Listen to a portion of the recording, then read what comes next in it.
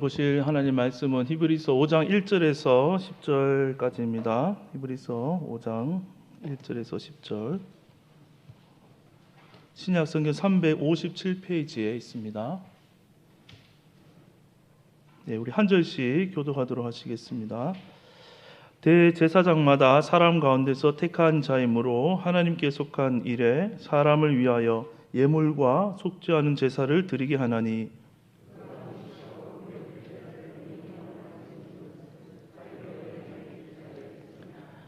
그러므로 백성을 위하여 속죄제를 드림과 같이 또한 자신을 위하여도 드리는 것이 마땅하니라.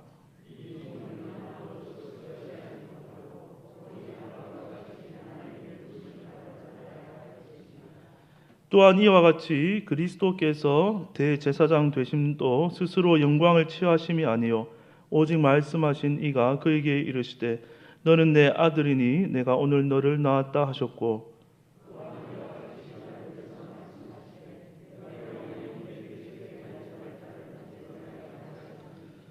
그는 육체에 계실 때에 자기를 죽음에서 능히 구원하실 이에게 심한 통곡과 눈물과 간구와 소원을 올렸고 그의 경건하심으로 말미암아 들으심을 얻었느니라.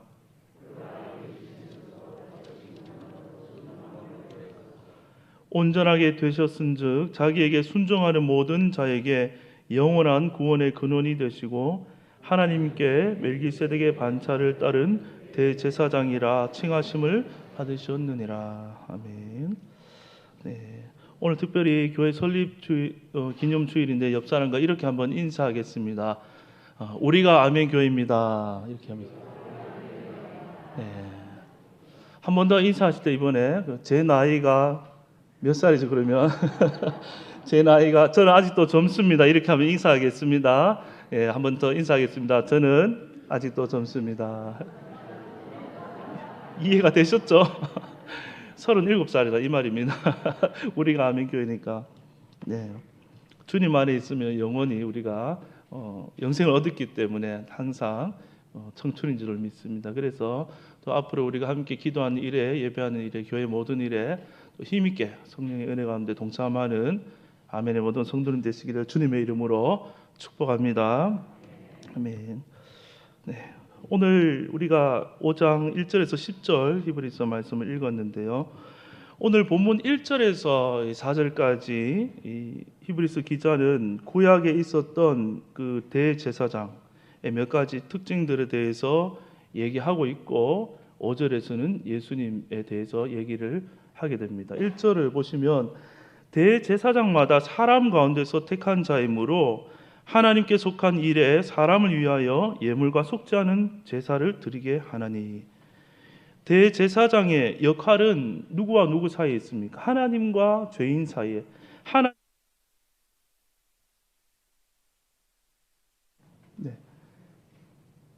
네, 하나님과 돌아왔네요. 네, 하나님과 백성 사이에 있습니다. 하나님께서 말씀을 전하지 말라 하신 줄 알고 깜짝 놀랐는데 네. 두려운 마음을 하겠습니다. 하나님과 백성 사이에 대제사장이 있죠. 네. 그러니까 중보의 역할을 하는 자리에 있는데, 그러면 중간에 있으면 어떻게 해야 됩니까? 양쪽을 화목시키려면 하나님 편도 대변해야 되고 죄인 편도 대변할 수 있는 그런 중립적인 존재가 서는 게 맞을 수도 있습니다. 쉽게 얘기해서 연약한 사람 중에서가 아니라 죄가 없는 그 천사 중에서도 하나님께서 세우시려면 대제사장 자리에 그 역할을 맡기는 방법도 있을 수 있다는 것이죠. 그러나 하나님은 연약한 사람 가운데서 대제사장을 세우셨습니다. 왜 그렇게 하셨겠습니까? 2절에 그 답이 나와 있습니다. 2절을 보시면, 자, 그가 무식하고 미혹된 자를 능히 용납할 수 있는 것은 자기도 연약에 휩싸여 있음이라. 만약에 하나님께서 사람 가운데 택하지 않고 천사가 대제사장으로, 죄가 없는 그런 천사가 대제사장으로 딱 서 있다고 생각해 보십시오.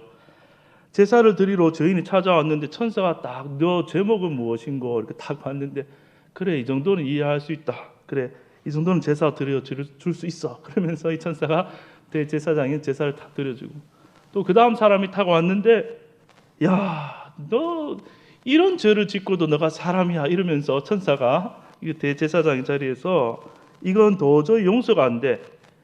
내가 너 같은 놈 위해서 대제사장 세워준 줄 아냐 하면서 돌려보내고, 만약에 그런 일이 있다면 어떻게 백성의 속죄가 다 제대로 이루어질 수가 있겠습니까? 만약에 잘난 천사가 대제사장이 된다면 그가 사람을 이해하지 못하고 판단할 수도 있고, 또 사람 앞에서 상대적으로 자기의 의의를 드러내게 될 수도 있다는 것이죠. 그런데 하나님은 누구를 대제사장으로 세웠다고 했습니까? 연약한 사람 가운데서 대제사장을 세웠다는 것입니다. 또 그 인간 중에서 뽑힌 대제사장도 하나님께서 살펴보고 학벌 보고 이력서 보고 남들과 비교해서 훌륭한 사람을 뽑은 것이 아니라 전적으로 하나님의 그냥 선택하심으로 대제사장을 세웠다는 것이죠. 즉 대제사장이 임명되는 것조차도 거기에 사람의 의나 어떤 것이 드러나는 것이 아니라 하나님의 오직 선택, 하나님의 은혜로 모든 것이 되어진다는 것을 그 임명의 과정 속에서도 보여주고 있다는 것입니다. 그러니 그 제사장은 하나님 앞에서나 사람 앞에서나 내세울 것이 하나도 없죠. 2절 말씀처럼 그 자신도 언제나 연약함에 휩싸여 있는 사람이라는 것입니다. 자신을 드러낼 것이 없으므로 그 자리에서 오직 누구만 드러내야 됩니까? 나를 불러주시고 세워주신 하나님만 드러내는 것이죠. 하나님의 은혜만 드러내는 통로로 쓰임받게 되는 것입니다.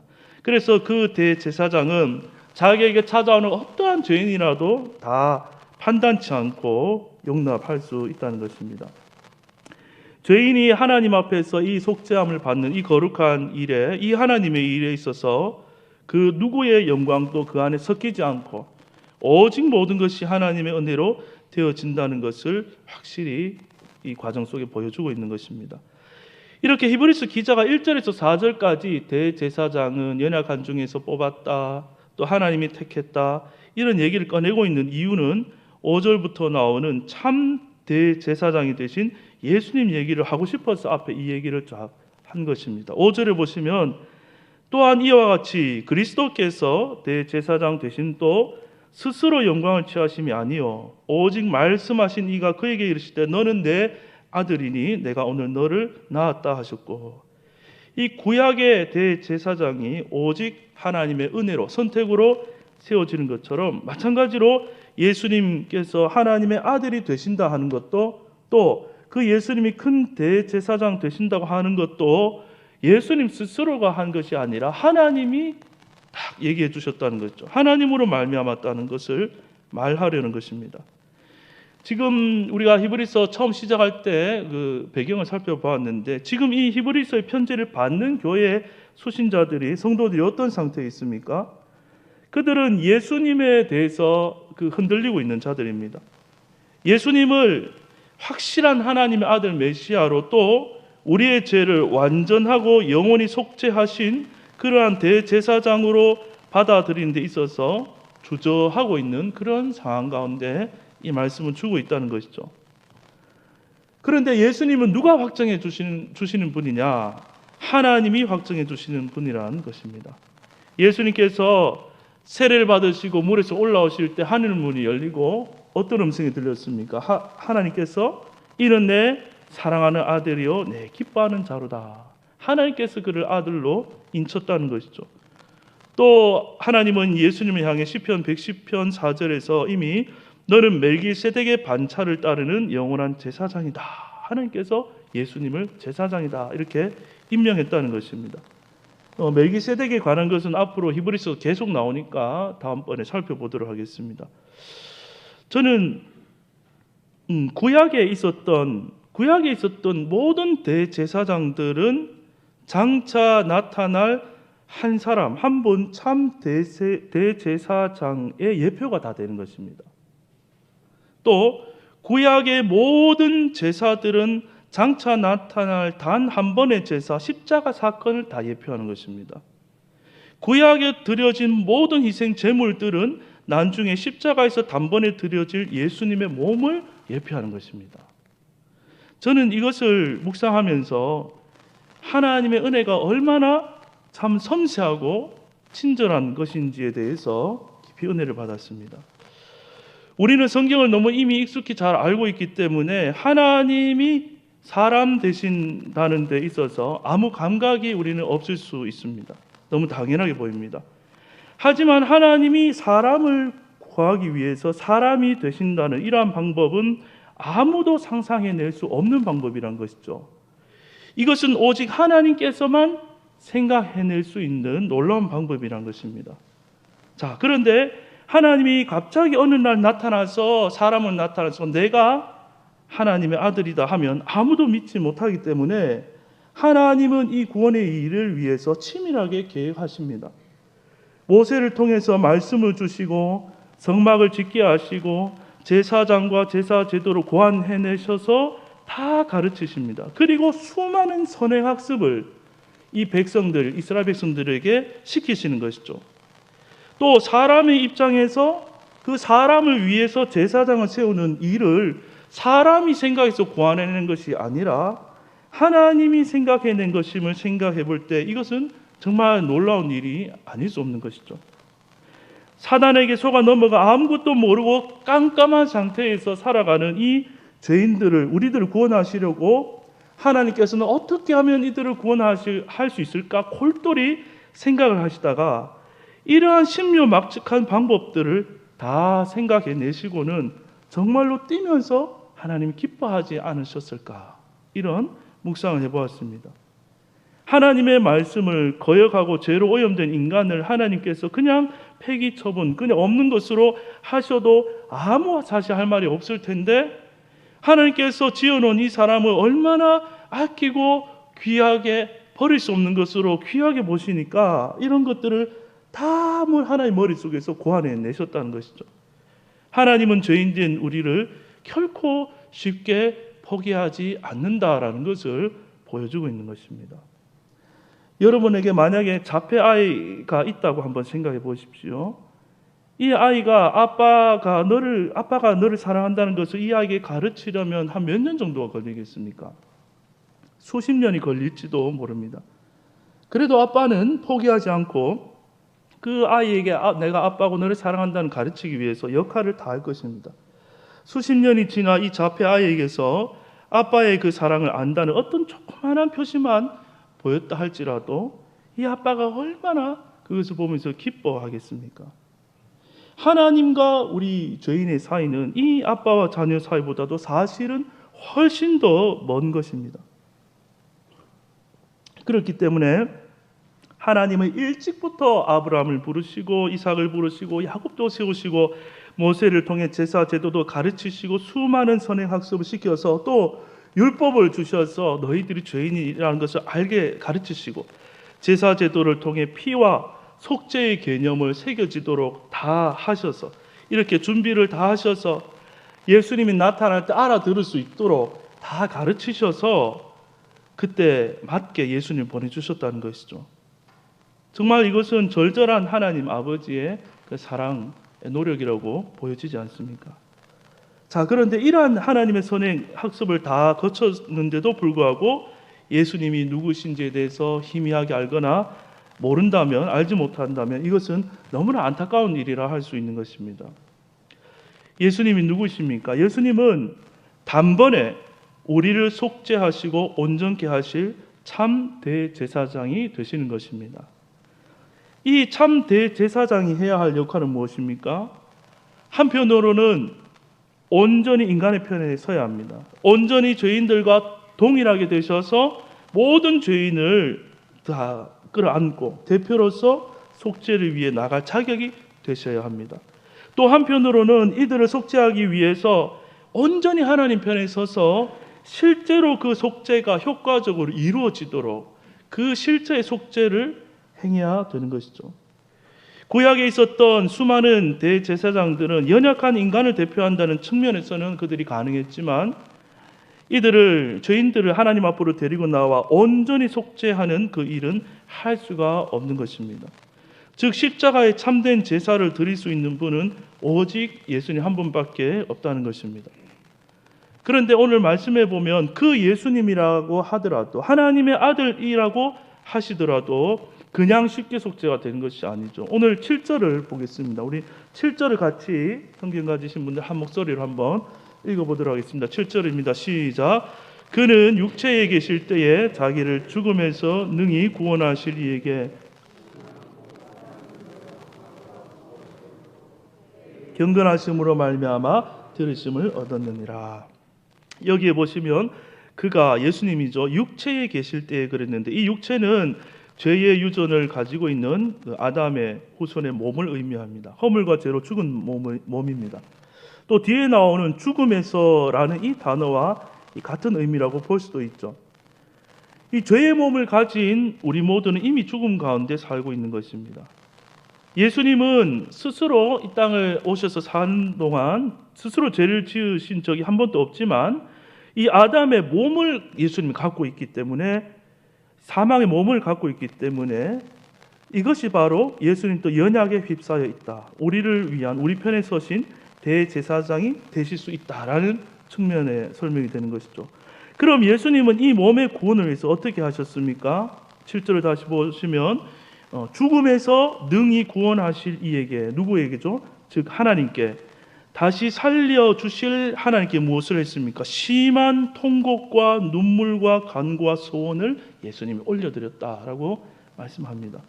하나님 어차피 하나님 아들이고 살려주실 거 다 알면은 룰루라라 이렇게 올라갈 수도 있겠지만 결코 그런 것이 아니란 것이죠. 예수님은 죄도 없으시고 아들이신데 그래서 그 죽음을 건너뛰거나 죽음의 고통을 감할 수 있는데 약화시킬 수 있는데 하나님은 전혀 그렇게 하지 않았습니다. 오히려 반대로 가장 고통스러운 죽음, 가장 수치스러운 죽음, 십자가에서 죽는 그 길을 통과하게 하셨다는 것이죠. 왜 그렇습니까? 대제사장은 자기에게 나아오는 그 어떠한 죄인이라도 어떻게 해야 됩니까? 다 용납해야 되죠. 다 속죄가 되어야 하니까 그래서 십자가가 품지 못할 죄인이 없는 것이죠. 우리는 살아가면서 나는 이 정도 죄까지 용서할 수 있어. 그러나 이건 도저히 용서 못해 이런 것들이 있는데 예수님의 십자가는 그런 것이 전혀 없다는 것입니다. 십자가의 문턱은 가장 밑바닥이라는 것입니다. 그러니 그 속죄를 위한 형벌이 가장 무거울 수밖에 없는 것이죠. 세상 모든 죄에 대한 형벌인 것이기 때문에 그렇습니다. 예수님은 이 십자가를 앞두고 땀방울이 핏방울이 되기까지 기도하셨습니다. 근데 그 핵심이 무엇이냐면 예수님 또 앞서 설명드렸듯이 이 몸을 갖고 지니셨기 때문에 이 몸 속에 있는 진이 자기의 뜻이 있는데 그것이 다룬받아야 됐다는 것입니다. 이 몸이 가진 자기의 뜻이 무엇이겠습니까? 죽기 싫다는 것이죠. 죽음이 무섭다는 것입니다. 예수님은 살면서 아버지의 뜻을 단 한 번도 거역하신 일이 없습니다. 자기를 비우고 늘 속에 함께 하신 아버지의 뜻대로 말하고 행동하고 사셨습니다. 그런데 이 몸을 십자가에 못 박는 일을 앞두시고는 이 몸 안에 죽기 싫어하는 강력한 뜻이 있기 때문에 하나님 아버지 앞에 심한 통곡과 눈물과 간구와 소원을 올려드리게 된 것이죠. 그래서 8절에 보면 그가 아들이시면서도 받으신 고난으로 순종함을 배워서 아버지여 할 수만 있거든 이 잔을 내게서 옮겨 주소서. 그러나 하나님은 응답하지 않습니다. 왜냐하면 이 방법밖에 없기 때문입니다. 결국 예수님이 이 고난을 통해서 순종을 배우십니다. 그러나 내 뜻대로 마시고 아버지 뜻대로 하옵소서 하고 십자가에서 순종하셨습니다. 9절을 보면 이로써 온전하게 됐다고 나옵니다. 9절입니다. 온전하게 되셨은즉 자기에게 순종하는 모든 자에게 영원한 구원의 근원이 되시고 하나님 앞에 죄인은 하나님 앞에서 다른 것이 아니라 십자가의 순종으로 온전케 되는 것입니다. 십자가. 다른 길이 없습니다. 죄의 삭은 사망인데 십자가에서 죽음을 내놓으면 온전케 된다는 것입니다. 그러면 하나님이 그 죽음을 보시고 반드시 다시 살려주신다는 것입니다. 다른 것 가져와서는 살려주는 것이 아닙니다. 십자가의 죽음을 내놓으면 살리시는 하나님이 반드시 살려주신다는 것이 바로 복음의 핵심입니다. 그런데 그 일을 우리의 대제사장이 되신 예수님께서 그것도 단번에 온전히 완벽하게 영원히 이루셨다는 것입니다. 그래서 자기에게 순종하는 모든 자에게 영원한 구원의 근원이 되셨다라고 말씀하고 있습니다. 여기에서 자기에게 예수님께 순종한다는 이 순종은 어떤 행위의 순종을 의미한다기보다는 이 복음 십자가의 사건을 받아들이는 것을 의미하는 것이죠. 즉 예수님의 그 죽으심이 나의 죽음이고 예수님의 부활이 나의 참 부활입니다. 그렇게 나오는 자에게는 하나님께서 동일하게 그 영혼을 소생시켜 주신다는 것입니다.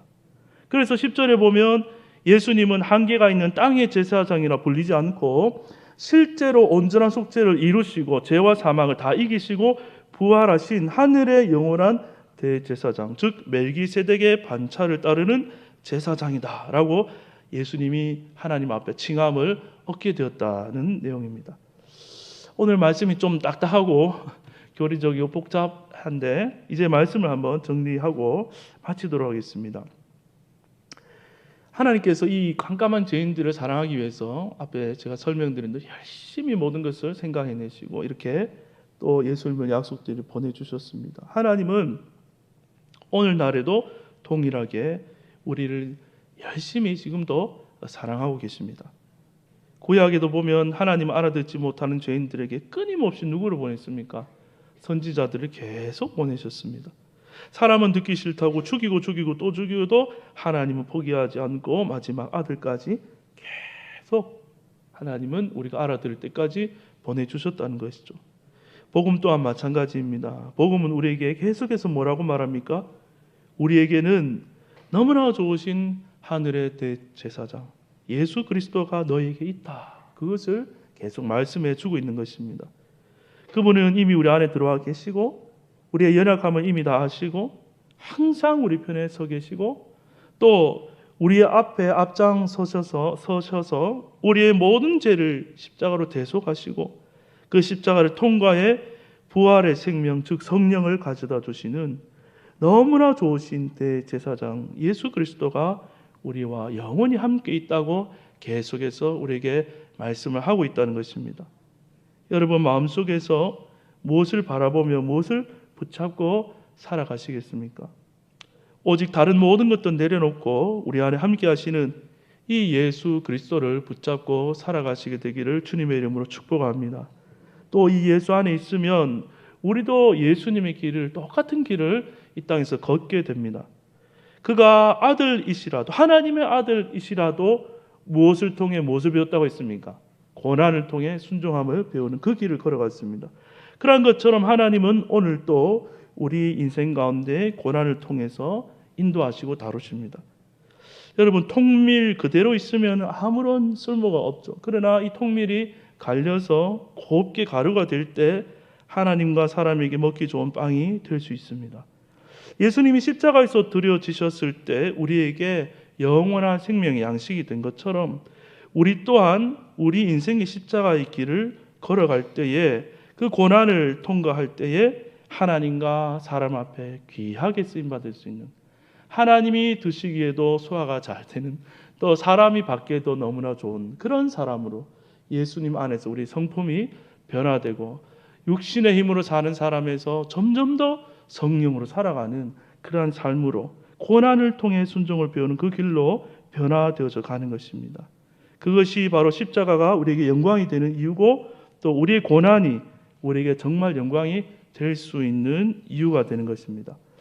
앞장서신 예수님께서 우리를 이 복된 길로 지금도 계속 인도하고 계십니다. 매 순간마다 예수님과 함께 이 하늘의 복된 길을 걸으며 오늘날 이 땅에 거룩한 제사장들로 다 세움받게 되기를 주님의 이름으로 축복합니다.